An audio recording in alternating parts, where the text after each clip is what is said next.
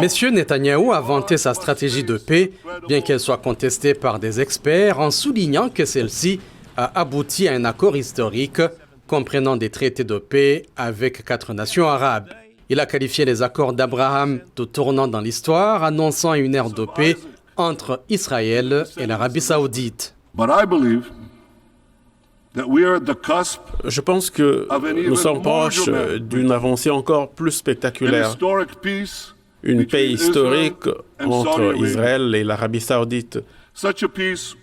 Une telle paix ferait beaucoup pour mettre un terme au conflit israélo-arabe. Elle encouragerait d'autres pays arabes à normaliser leurs relations avec Israël.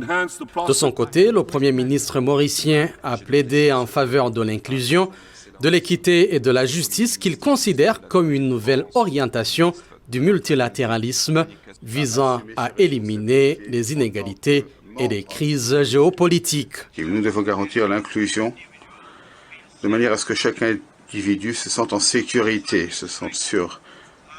La force de notre société repose sur sa diversité.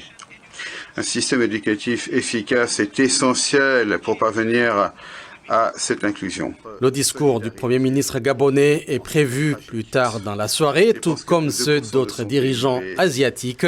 Jeudi, le président William Ruto du Kenya a exprimé sa conviction que Haïti mérite un meilleur sort, soulignant que ce pays, le premier à s'être libéré de la colonisation, est malheureusement laissé pour compte. Ne rien faire face à cette isolation historique, cette négligence, cette trahison du peuple d'Haïti, voilà qui est hors de question.